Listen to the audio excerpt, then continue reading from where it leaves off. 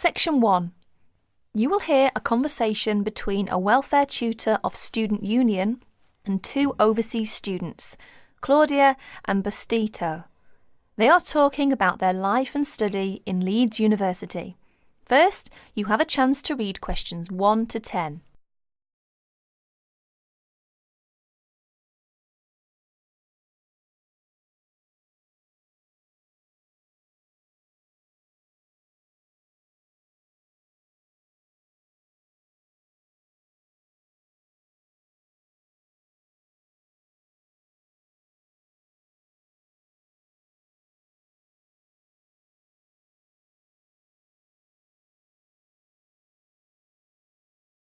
Now listen carefully and answer questions 1 to 10.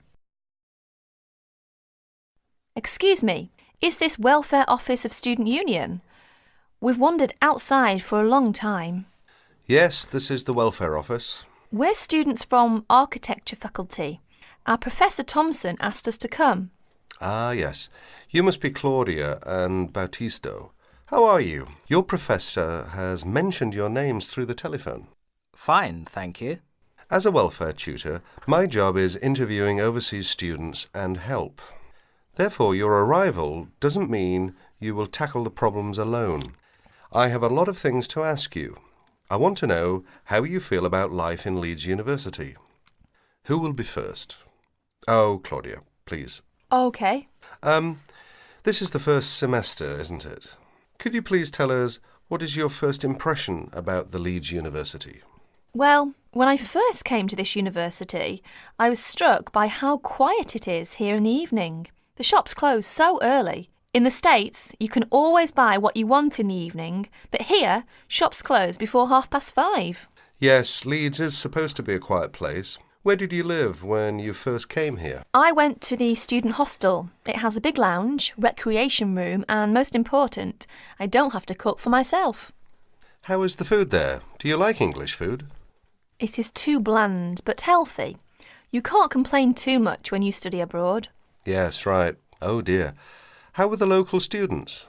To be frank, it is difficult for me to make many friends with British students. They're rather reserved and cold, not friendly. They seem to keep themselves. Oh, it is a pity. Well, how about the academic courses in the architecture faculty? Well, I'm doing my master's degree in this department. All right. How are you finding your courses? I really love my work. I did pretty well. I've enjoyed the courses, but the lecturers are very busy, and you hardly have contact with them. Well, that doesn't sound good. What is your suggestion to improve your course? Well, in my opinion, I think it is advisable to have regular meetings with lecturers. For example, once a week or a fortnight. Regular meetings. That sounds great. Thank you, Claudia. We will come back to you in a minute, and then we will ask Batisto. Batisto, are you from the Philippines? Manila, to be exact. And how did you feel about the Leeds University when you first came here? Interesting. It is an interesting place. The city is beautiful. Everywhere is green and lush. It is very cool in summer. I like summer here, but the winter is awful. The drizzle is terrible. Everywhere is cold and wet. How about your accommodation? Do you like it? Well, at first I lived with a family. They are friendly. They have twins. They are of the same age as me, and we all like soccer very much. However, it is noisy and difficult to study. Oh, I see. 2 months ago, I moved out of the family and now live in the student dormitory with another 3 students. It is much cheaper. They are very friendly, and I like to live there. And what about your courses? Do you like it? I am doing my bachelor degree. Apart from language difficulties, how do you find out about your studies? Well, but... Yes, go on. The main difficulty for me is that the computer centre closes so early and it is always busy and crowded. Students are fussy about it. It is very difficult for me to practice my work. You are not the only person in that position, but can you reserve the computer room? No, we cannot, but it would help if we could reserve the computer time. Yes, I'll look into that and see if we can improve the things over there Now let's go back to Claudia. That is the end of section 1. You will have 30 seconds to check your answers.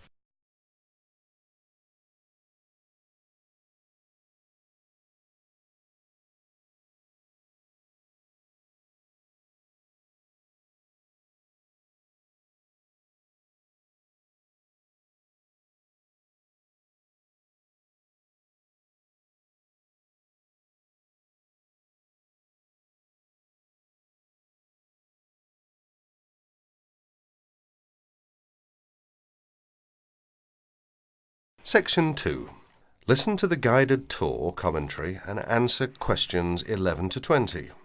You now have some time to read questions 11 to 20 first.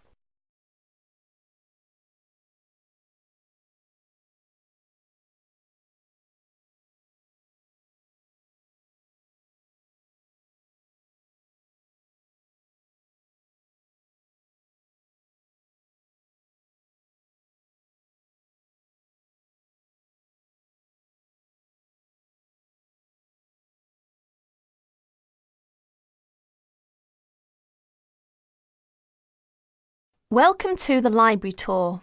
We'll begin our tour of this level of the library here at the entrance. Then we'll go in a clockwise direction. So, first of all, over here on the left, next to the entrance, is a touchscreen information service. These computers can be used at any time to get general information about the library and how it works. In front of the touchscreen information service are the catalogues. As you can see, it's a computerised catalogue system and it's very easy to use.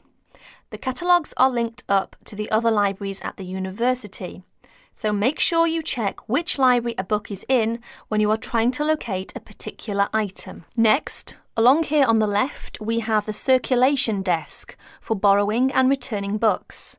The returns area, the place for returned books and other items, is at the end of the circulation desk, near closed reserve. Closed reserve, as most of you probably know, is a collection of books that are in high demand, so they are on restricted circulation. If a book is on closed reserve, you can only borrow it to use within the library for 3 hours at a time. Over there in the corner are the shelves for newspapers. The library has an extensive collection of local and international English language newspapers. They are kept on those shelves for 1 month and then stored elsewhere. As we continue on our tour, around to the right, this large central section is the reference section. Reference texts cannot be borrowed for use outside the library. They must be used within the library. All these shelves in the centre of this level are the reference section. Now, the stairs here on the left lead to level 2 only. On level 2 are most of the law books. To go up to the other levels of the library, you have to use a lift. Beside the stairs are the restrooms for this floor. Now, as we walk around this corner to the right, this large room on the left is the Audio-Visual Resource Centre. You can come here if you wish to listen to a tape or watch one of the library's videos. Next to the Audio-Visual Resource Centre is the photocopying room. There are 15 copiers for student use, and we've recently added a colour copier. The system for copying uses cards, not coins. You can buy a photocopy card from the technician in charge of the photocopying room, or from the information desk if he isn't here at the time. On our right, these work tables are for student use, especially for small groups to work together, or you and your colleagues can use the conference room, which is that small room there next to the lockers. You can work on group projects in the conference room without disturbing anyone, and there's a conference room on each level of the library. The round desk in front of the lockers is the information desk. If you need help using the catalogues, or you need to organise a loan from another library, the information desk is the place to come.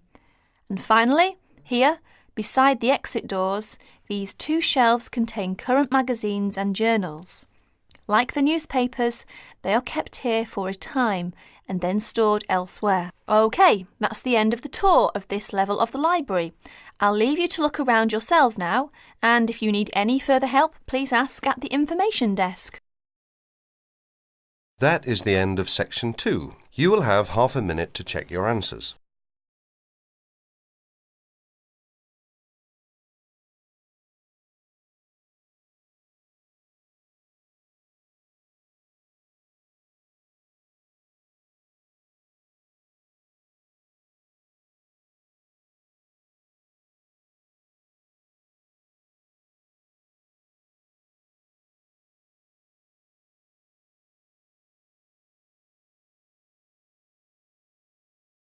Section 3. Mr. Jackson, who feels that he is physically unfit, is consulting with his doctor about his health condition. Before you listen to their conversation, you have a chance to read questions 21 to 24.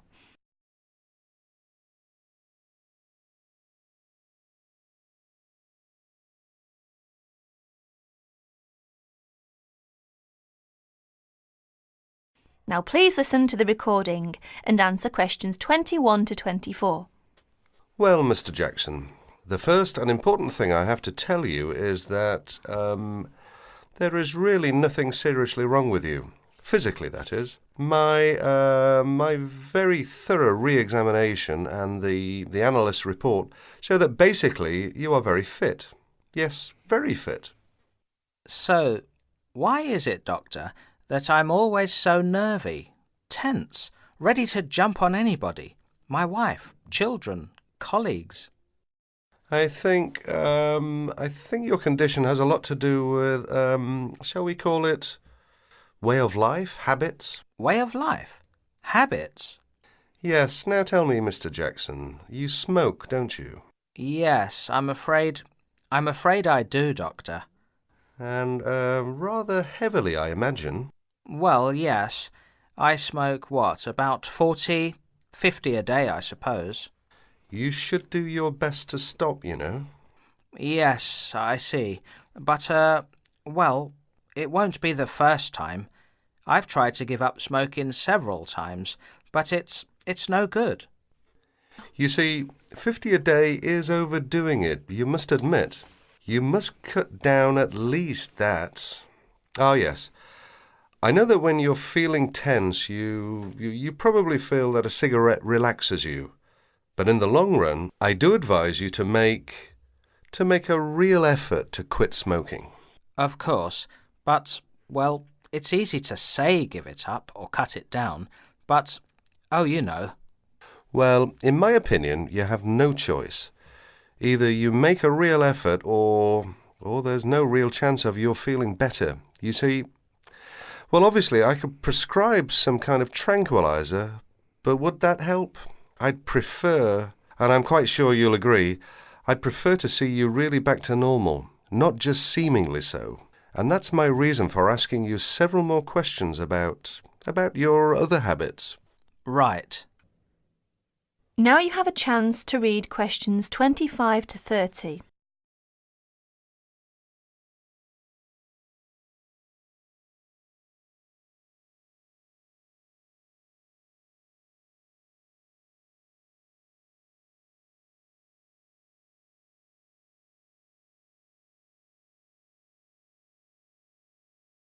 As you listen to more of their conversation, answer questions 25 to 30. Your eating habits, for example. What do you eat normally, during a normal day? Yes, well, I'm a good eater. Yes, I'd say I'm a good eater. Now let's see. Up at 8 in the morning, and my wife has a good breakfast ready. A good breakfast. The usual.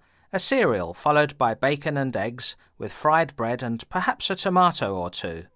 Then toast and marmalade, all washed down with a couple of cups of tea. Yes, I really enjoy my breakfast.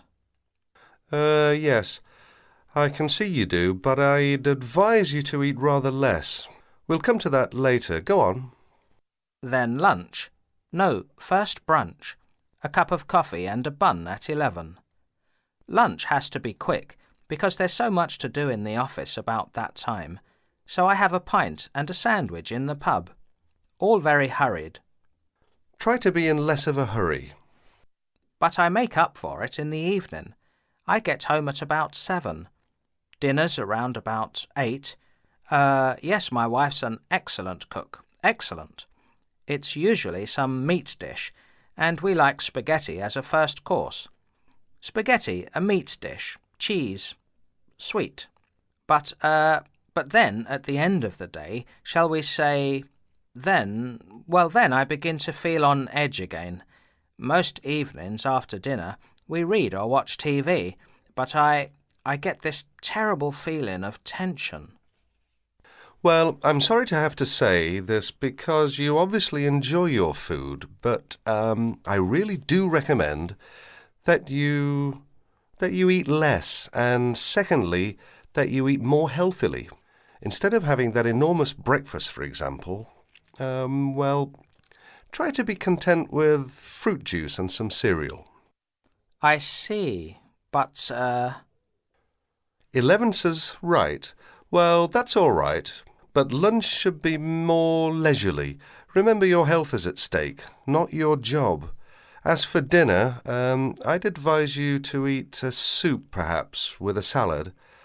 A salad followed by some fruit. But my wife's cooking is superb, granted, and she probably enjoys preparing delicious meals for you. If you like, I'll have a word with your wife. No, that won't be necessary. Thanks just the same, Doctor, but no. That is the end of section 3. You now have 30 seconds to check your answers.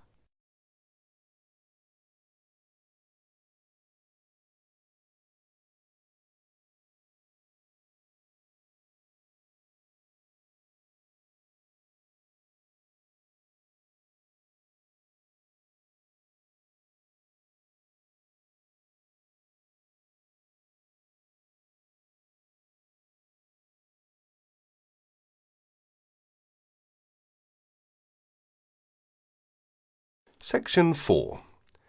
You are going to listen to a student, Liz, giving a seminar presentation on advertising. First, you have some time to look at questions 31 to 40.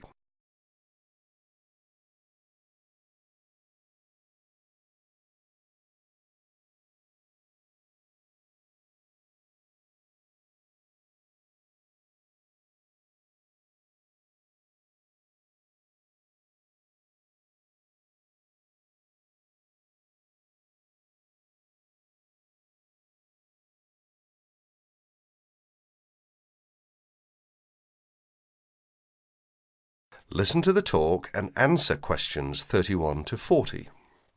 Today, Liz is going to give her presentation. Liz? For my presentation, I looked at the different forms of advertising, especially at how women are portrayed by the media.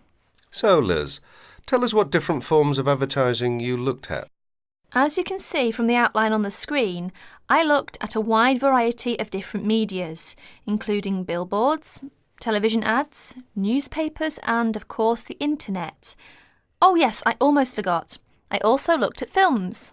And what was your main finding? Well, I've brought some samples in to show everyone, which I hope will make it a little clearer. But first of all, I'd like to take a look at this first advert, which is from, believe it or not, a popular women's magazine. Now, even though this is a women's magazine, as you can see, women are portrayed in what we might call a submissive role. That is to say, that they are always the ones doing the housework, going shopping, or caring for the baby. In fact, you may notice that most adverts concerned with household products, such as cleaning materials, as well as food and baby items, are generally directed at women. Another thing you may notice about the women is that they are nearly always very slim and beautiful, even middle-aged women. None of them are ever shown to be poorly dressed or to be overweight. So, Liz, how are men normally portrayed in these adverts? Well, if you take a look at the next picture, which is in fact from the same magazine, you will notice that men are seen to be strong, powerful and in charge. They give the image of being in charge, being the ones who make the decisions. And generally, they are dressed either in sports clothes, showing their prowess or fitness, or a business suit, which serves to depict their social status. You mentioned that you also looked at films. Do these same images apply to the movie industry? Yes, they do indeed, and again, I have some images to show you. This time, however, I've arranged the pictures so that you can see clearly the different roles that men and women play in the films. Notice first of all that it is the man who is in charge. He's the one driving a big, luxurious car and constantly contacting the office on his mobile phone. Now, if we look over here to the women, we see she is subservient to the man. She's his secretary, in fact. And if we take a look at her office, we see it's shared by other women and open to the public. In contrast, her boss's office, who is the man of course, has a very large, spacious office all to himself. And if the woman wants to enter, she first has to get his permission. That is to say, she has to first of all knock at the door and wait until he invites her to enter. However, if the man wants to talk to the woman, he simply picks up the phone and requests her attention. Are there any images where women are not shown to be of a lower social status to men? No, there aren't. Well, very few in fact. There are, of course, times when the woman, for example, is playing the part of a scientist with a man as her assistant. Yet even here, she is not in a position to make decisions. Decisions, in fact, are still made by her boss, who, of course, is a man. In other less extreme conditions, such as we can see here, the woman is playing the role of a housewife and mother, while her husband goes out to work to earn the money. In other words, the man is seen to have more control over the situation than the woman, who has to rely upon her husband for her livelihood. So, how far do you think this reflects real life? That's hard to say because generally women do tend to do more housework and cooking than men. It is generally accepted that women are better able to care for children, but the problem is that we are told through the media that women are not as capable or as strong as men, that women are not as able as men to make important decisions. This, of course, is totally untrue. Many women are at least as capable as men at making decisions. More so in some cases. Are women ever seen in the media to be superior to men? Very rarely, in fact, and when they are seen to be better or faster or stronger than men, they are also seen to be a freak. You know, someone with superhuman powers. In other words, they are not seen to be an ordinary person like you or me. Why do you think that is? It's probably because if people know it's too ridiculous to be true, then they are not going to believe it. This way, it won't harm men's image. So, what's the internet like? In fact, I think the internet is probably the worst of all the media. I don't know why exactly, but I think it's probably because there is little or no control over the internet. Instead, the internet is seen as a type of no man's land, if you like. That is to say, it's not actually owned by one person or one company. Therefore, people are free to put whatever information on the internet they want. So, would you say that information on the internet should be censored? I think there should be some control over the internet because some of the images are dangerous. Dangerous? Yes, indeed. For adults, I guess it's not such a big problem because mature people are able to decide for themselves what to believe and what not to believe. But children are a different matter. They accept information that is presented to them without questioning that information or considering the consequences of believing it. In other words, children believe what they see or what they are told. And how do other people feel about information on the internet? Actually, I carried out a survey to find out other people's opinions. As you can see from this chart, the majority of people over the age of 28 were in favour of restricting the information. It was only people under the age of 20 who really thought that information shouldn't be censored. In fact, only about 8% said that information on the internet should be restricted in some way. Well, thank you, Liz. That was a very interesting topic. And I'm sure that if any of you have any questions, Liz would be more than happy to answer them.